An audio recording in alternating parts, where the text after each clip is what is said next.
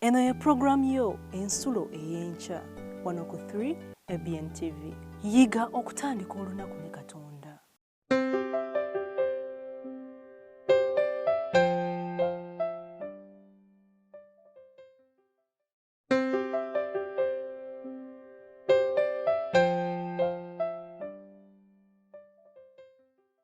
Ekyawandiikibwa kyaffe ekyaleero kigenda kuva mu ngero 2 olunyiriri olusooka nga wagamba nti omwenge mukudaazi ekitamiiza muleekaanyi buli akyama olw'ekyo amagezi talina. Abooluganda tugenda ne tukola ebitaliimu. Tunywa omwenge abawusinga bamu tuli bazadde ne tugwa ku makubo tutamidde naye Mukama waffe si kyasinga okwagala. Tulina okubeera abazadde abalungi abatanywa mwenge kubanga Kristo tagwagala. Bwe tutyo tusobole okusikira obwakabaka obutaggwaawo. Amannya gange nze Najjemba Rosette.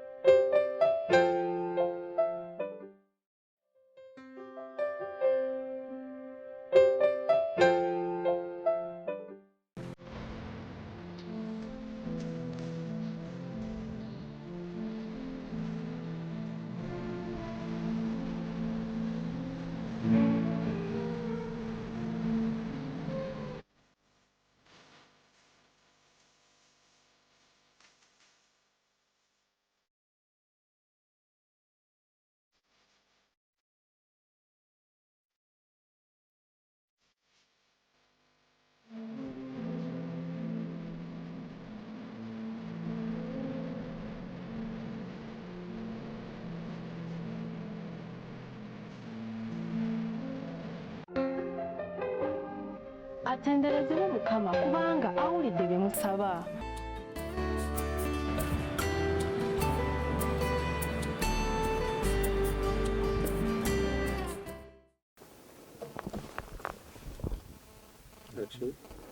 Yes. Omulabi omulungi weebale kufuba. Weebale kubeerawo okwerekereza otulo n'ojja n'oyigira wamu naffe. Eno ye program yo eŋŋaazi ensulo ey'enkya ku 3 ABN TV ng'ebeerawo buli ssaawa 12 paka 12:15. Amannya gange nze Sseruwagi Peter nga nsabira ku kkanisa y'Abadventi e Makerere ku Advent Center. Katandike n'okusaba. Mukama omulungi ajjudde ekitiibwa tukwebaza. Otuyisiza mu kiro mirembe beera wamu naffe. Omwoyo Mutukuvu atukulembere nga tuyiga mu Yesu Kristo Mukama waffe. Amiina.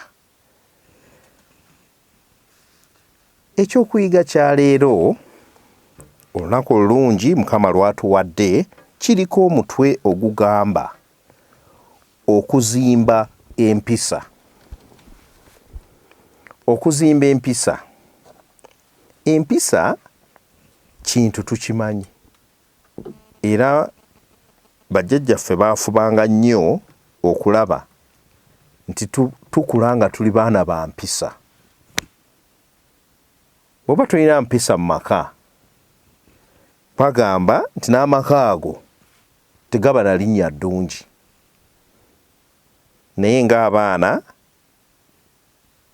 twakuzibwa nga batubuulira nti tulina kuba n'empisa ennungi tusobole tuggwanire mu bantu bannaffe gye tunaakoleranga, gye tusomedde, tube n'ab'omugaso mu nsi.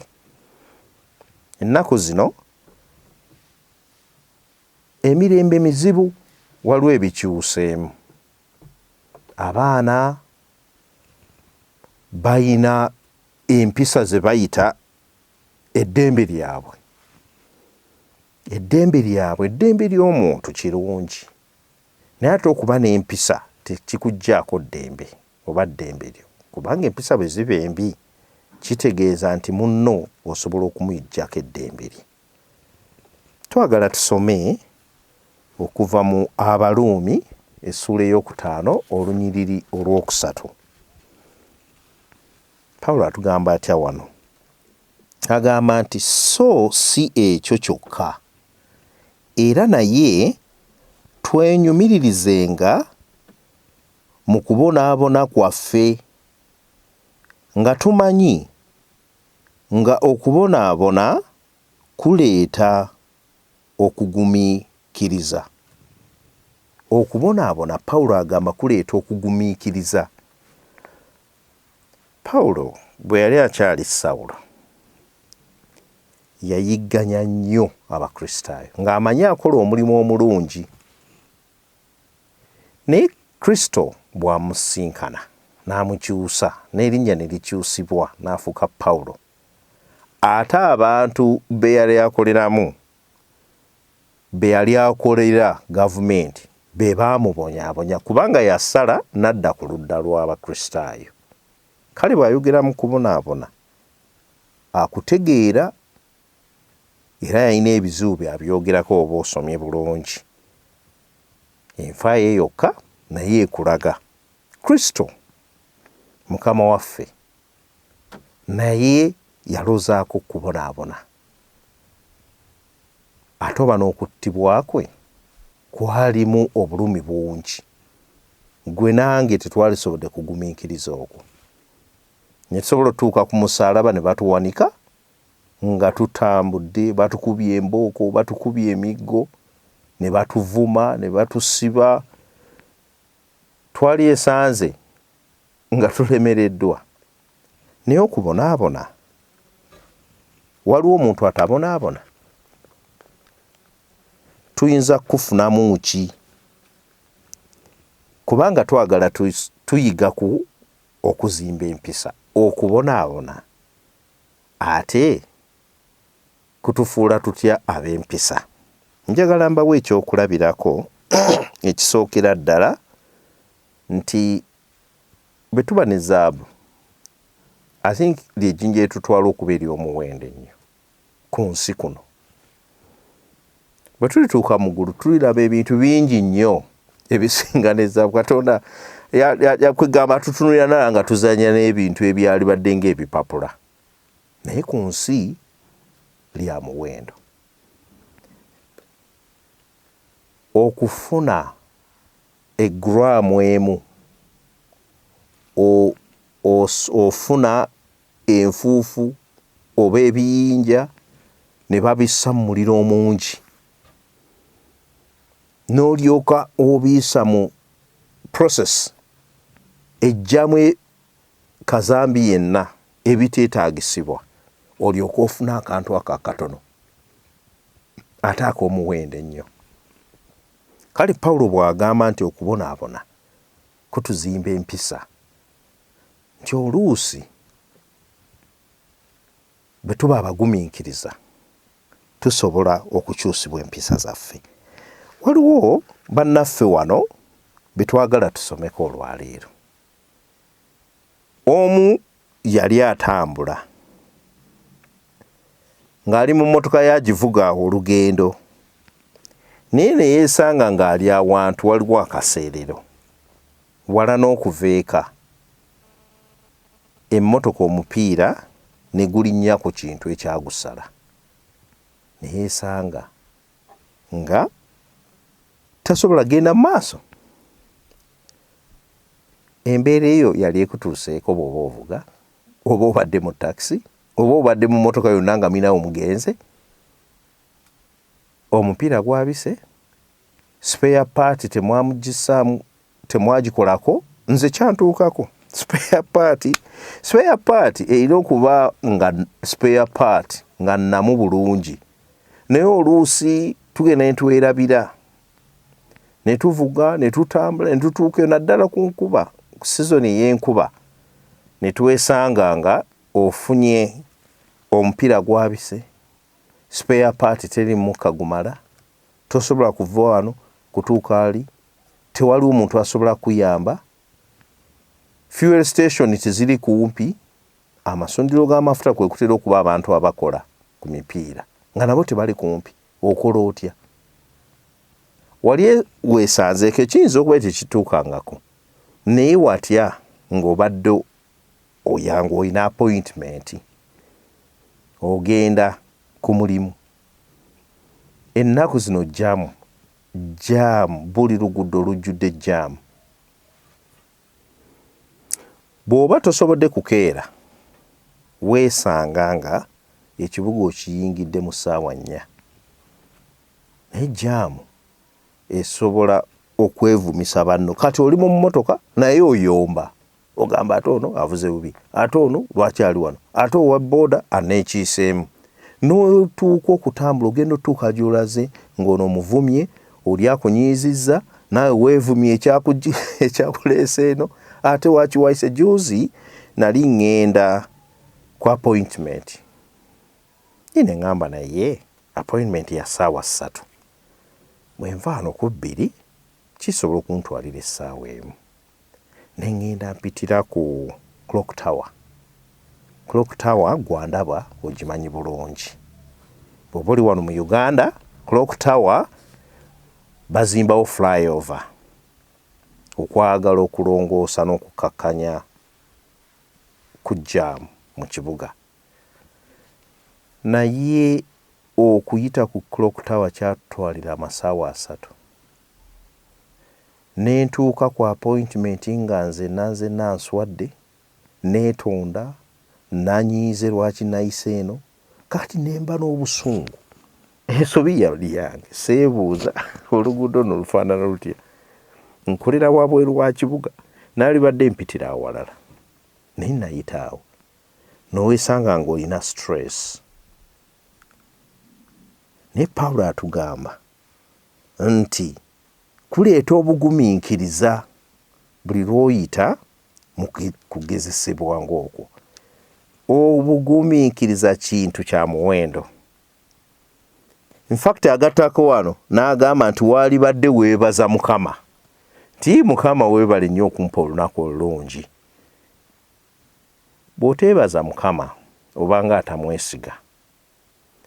Kubanga buli lw'oyita mu kizibu, oba oviiriddwako mulimu, oba ofiiriddwako muntu, Katonda aba akimanyi. Twakitegedde. Era nga amanyi ekizibu ky'oyitiramu ddala. Naye bw'otamwebaza, obanga atatadde bwesigwa bwo mu ye, tulina okuyiga okuba n'endowooza eyo. Era ennaku zino bwe mba nvuga njagala nnyo okuwanguyiriza n'empitaano, naye nakizuula nga naawe era kikussa mu stress. Ne ngamba owaayi, kaŋŋende kangoberere wano, kampite wano. Oba n'emirembe.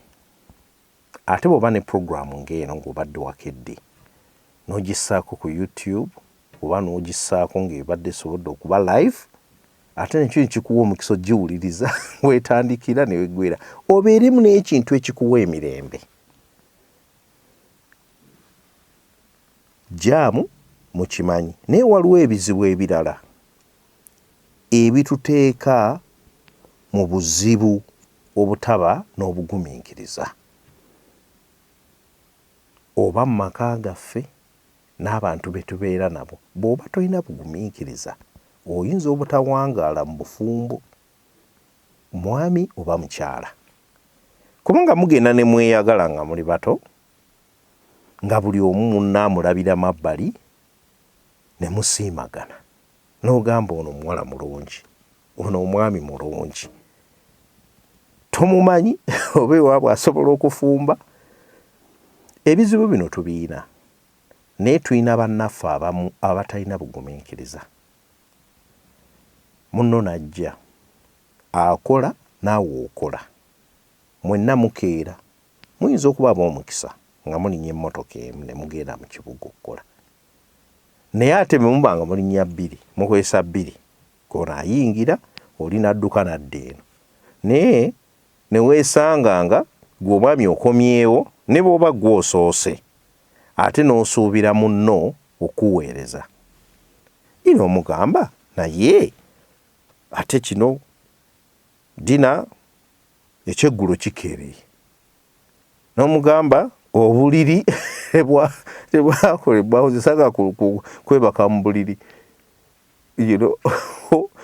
obutafiibwako naye mwonna mwayimuse mwembi ne mudduka bwemba temulina ayinza bayamba waka ate bwemba muyina empisa zammwe nga temwagala muntu kuyingira mu kisenge kyammwe ne muba n'obuzibu naye nina bannange abamu omusajja bw'akomawo ye buli kimu akissa ku munne bonna baafulumye bonna bakugenza okukola bonna bakooye ate mukama bw'abawa omukisa n'abawa ezzadde maama n'akomawo n'alabirira abaana n'atunula ne mu homework ate maama kyendabina wano mu covid n'abanga yakubiriza abaana okusinza okwawaka kakati obugumiikiriza bwe butabaawo ogenda okulanga gw'omwami tebakufaako kubanga ekisooka ogaanye okwetaba mu mirimu egy'awaka ebintu bingi nnyo ebitujjako obugumiikiriza oyinza okuba ku mulimu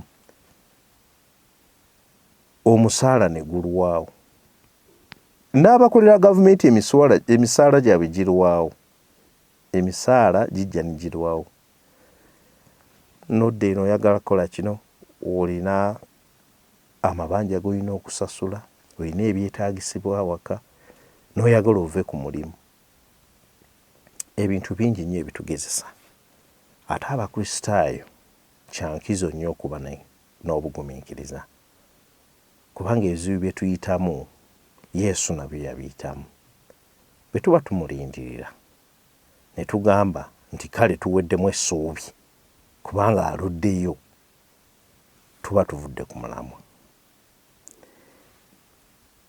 buli mujulizi gwe tumanyi yayita mu kiseera ekizibu abamu ne basibibwa abamu ne battibwa naye tuliwo olwaleero nga tuyiga kubanga abamu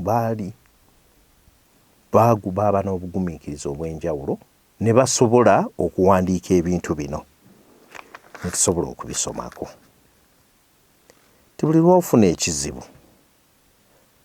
yiga okuddukira eri Katonda ng'ekisooka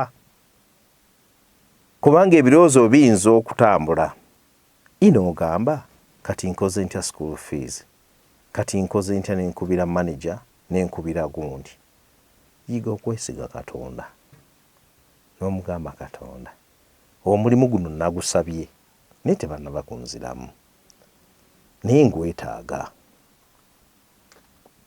okimanyi ngwetaaga n'abagusabye bangi mu Katonda nno nze bwe mmaliriza okusoma masters yange nina munnange ekyennaku yafa ng'atanaakumaliza PhD ye degree ya doctorate e Bungereza naye nga tugenda tumala nga tusaba omulimu twatuulamu tugamba no omulimu guno tugusabe kati bwe nagenda ofukamira ye Mukatuliki neŋŋamba Mukama ti Mukama omulimu guno tugusabye abantu babiri waliwo n'abalala abayinza okuba bagusabye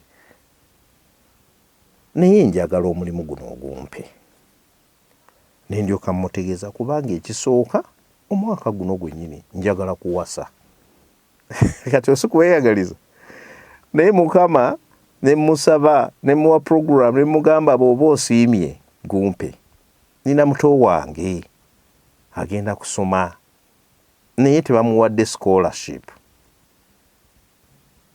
nina okumuweerera naye mpa ensonga zange naye mugamba bw'oba osiimye ng'okusiima kwe bwe kuli ogumpe mmanyi ne munnange naye yali asaba naye bwe tutuula interview Mukama n'addamu okusaba kwange omulimu n'agumpa era ne mwebaza ate nange ne ngukolera ddala ne mpeereza ne Mukama wange n'ansiima munnange naye n'afuna omulala naye obugumiikiriza obwaliwo nti omulimu tegwajjirawo naye tulina ebyetaago kale tulina okuyiga okuba n'obugumiikiriza